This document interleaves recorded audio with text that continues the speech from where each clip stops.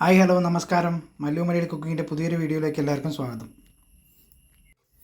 അപ്പോൾ ഇന്ന് നമ്മൾ ഉണ്ടാക്കാൻ പോകുന്നത് ആർക്കും എളുപ്പത്തിൽ പെട്ടെന്ന് തയ്യാറാക്കാൻ പറ്റുന്ന ഒരു രസമാണ് നമ്മളിവിടെ ഉണ്ടാക്കാൻ പോകുന്നത്. സാധാരണ രസം ഉണ്ടാക്കുന്ന രീതിയിൽ നിന്നും വളരെ വ്യത്യസ്തമായിട്ടാണ് ഞാൻ ഇന്ന് ഈ രസം ഉണ്ടാക്കാൻ പോകുന്നത്. രസം ഇഷ്ടമില്ലാത്തവർക്കും കൂടെ ഇഷ്ടപ്പെടും. ഇതൊരു തവണ നിങ്ങൾ ട്രൈ ചെയ്താൽ പിന്നെ നിങ്ങളുടെ ഫേവറേറ്റ് ആയി മാറും. പിന്നെ വീഡിയോ സ്കിപ്പ് ചെയ്യാതെ ഫുള്ളായിട്ട് കാണാൻ ശ്രമിക്കണേ. എന്നാലാണ് ഞാൻ ഉണ്ടാക്കുന്ന രീതിയും അതിൻ്റെ അളവും കാര്യങ്ങളും എല്ലാം കറക്റ്റായിട്ട് അറിയാൻ പറ്റുള്ളൂ. അപ്പോൾ നമുക്ക് പെട്ടെന്ന് തന്നെ വീഡിയോയിലേക്ക് പോകാം. ആദ്യം തന്നെ മിക്സിയുടെ ചെറിയൊരു ജാർ എടുത്ത് അതിലേക്ക് 1.5 ടീസ്പൂൺ ചെറിയ ജീരകം ഇട്ട് കൊടുക്കാം. ഇനി അടുത്തത് 1 ടീസ്പൂൺ കുരുമുളക് ഇട്ട് കൊടുക്കാം. ഇത് രണ്ടും കൂടി ചേർത്ത് നന്നായിട്ടൊന്ന് പൊടിച്ചിട്ട് വരാം. ക്രഷ് ചെയ്താൽ മതി, ഒരുപാട് പൊടിയണമെന്നില്ല. അതായത് ഈ രീതിക്ക് പൊടിച്ചെടുത്താൽ മതി. ഇനി അതിലേക്ക് ഒരു 8-10 വെളുത്തുള്ളി അല്ലി നമുക്ക് ഇട്ട് കൊടുക്കാം. 3 പച്ചമുളക്, പിന്നെ കുറച്ച് ആവശ്യത്തിന് കറിവേപ്പില ഇട്ട് ഒന്നും കൂടി നമുക്ക് ക്രഷ് ചെയ്തെടുത്തിട്ട് വരാം. നമ്മളിപ്പോൾ ചേർത്ത ഇൻഗ്രീഡിയൻറ്റ് ഏകദേശം ഈ രീതിയിലേക്ക് ആയി വരുന്ന രീതിക്ക് ആക്കാം. Okay, perfect. ഇനി ഒരു ബൗൾ എടുത്ത് വയ്ക്കാം. അതിലേക്ക് ഒരു നെല്ലിക്ക വലുപ്പത്തിലുള്ള ഒരു വാളംപുളിയാണ് ഇട്ടിരിക്കുന്നത്. ഇനി അതിലേക്ക് 2 കപ്പ് വെള്ളം ഒഴിച്ച് കൊടുക്കാം.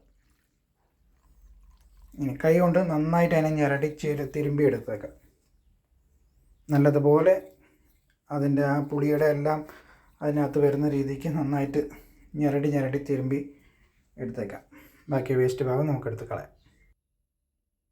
കഴുകി വൃത്തിയാക്കിയ ഒരു വലിയ തക്കാളി നമുക്കെടുക്കാം.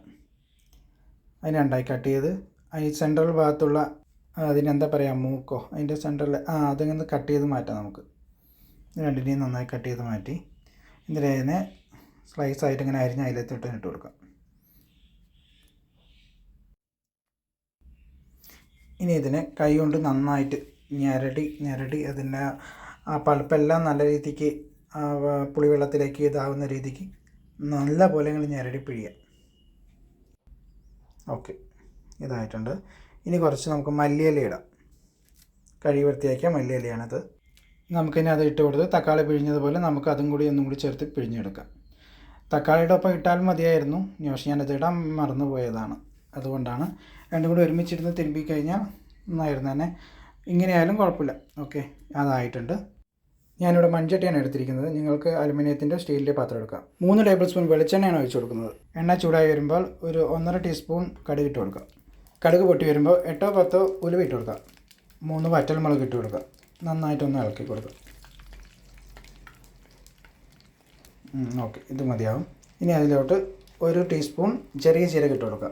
ആവശ്യത്തിന് കറിവേപ്പില ഒന്നുകൂടി നന്നായിട്ടൊന്ന് ഇട്ട് ഇളക്കാം. ഏകദേശം അതിൻ്റെ ഒരു പച്ചപ്പൊക്കെ മാറുന്ന രീതിക്ക് നന്നായിട്ടൊന്ന് ഇളക്കി വയ്ക്കാം. ഓക്കെ, ഇനി അതിലേക്ക് നമ്മൾ നേരത്തെ അരച്ചെടുത്ത അരപ്പ് ഇട്ട് കൊടുക്കാം. ചെറിയ ജീരകം, കുരുമുളക്, വെളുത്തുള്ളി, പച്ചമുളക്, കറിവേപ്പില ഇട്ട് ക്രഷ് ചെയ്ത അരപ്പാണിത്. അതൊന്ന് പച്ചമണം മാറുന്ന രീതിക്ക് ഇളക്കി കൊടുക്കുക. ഓക്കെ, ഇത് മതിയാവും. ഇനി ഇതിലോട്ട് 1 ടീസ്പൂൺ മല്ലിപ്പൊടി, 1/2 ടീസ്പൂൺ മഞ്ഞൾപ്പൊടി, അതിനെല്ലാം കൂടിയിട്ടൊന്ന് പച്ചമണം മാറുന്ന രീതിക്ക് ഒന്നും കൂടി ഒന്ന് ഇളക്കി കൊടുക്കുക. കുറച്ച് നേരം മതിയാവും, ഒരുപാട് നേരം കരിഞ്ഞു പോകണ്ട, കുറച്ച് നേരം. ഓക്കെ, ഇത് മതിയാവും. ഇനി അതിലോട്ട് നമ്മൾ നേരത്തെ മാറ്റി വെച്ച പുളിവെള്ളം, തക്കാളി, മല്ലിയില ചേർത്ത വെള്ളം ഒഴിച്ച് കൊടുക്കാം. ഇനി 1.5 കപ്പ് വെള്ളം ഒഴിച്ച് കൊടുക്കാം. നന്നായിട്ടൊന്ന് ഇളക്കി യോജിപ്പിക്കാം. ഇപ്പം തന്നെ നല്ല മണം വരുന്നുണ്ട്. ഓക്കെ, ഇനി നമുക്ക് ഉപ്പ് ചേർത്ത് വെക്കാം. പുളിയുടെ ലെവൽ അനുസരിച്ച് നമുക്ക് ഉപ്പ് ചേർക്കാം. ഞാനിവിടെ കല്ലുപ്പാണ് എടുത്തിരിക്കുന്നത്. അത് ആവശ്യത്തിന് ഇട്ട് കൊടുക്കാം. നന്നായിട്ടൊന്ന് ഇളക്കി യോജിപ്പിക്കാം.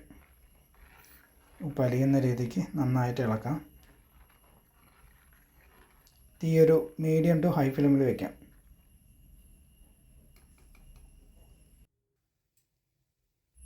എല്ലാ ഭാഗത്തും തിള വന്നിട്ടുണ്ട്. നമുക്കിനി അതിനകത്തൊരു കായ ഇട്ട് കൊടുക്കാം. കായ ഏകദേശം ഈ ഒരു അളവിൽ ഇട്ട് കൊടുത്താൽ മതിയാവും. നന്നായിട്ട് ഇളക്കാം. ഓക്കെ, നമ്മളുടെ രസം ഇവിടെ റെഡി ആയിട്ടുണ്ട്. ഓക്കെ, അപ്പോൾ ഇതേപോലെ എല്ലാവരും ഒന്ന് ട്രൈ ചെയ്ത് നോക്കണേ. വീഡിയോ ഇഷ്ടപ്പെട്ടാൽ സബ്സ്ക്രൈബ് ചെയ്യാനും ലൈക്ക് ചെയ്യാനും മറക്കരുത്. പിന്നെ ഫ്രണ്ട്സിനും ഫാമിലിക്കും ഷെയർ ചെയ്യാനും മറക്കല്ലേ. നിങ്ങളുടെ അഭിപ്രായങ്ങളും നിർദ്ദേശങ്ങളും താഴെ കമൻറ്റ് ചെയ്യുക. ഇതുപോലെ സിമ്പിൾ റെസിപ്പി ആയിട്ട് ഞാൻ നാളെ വരാം. Thank you.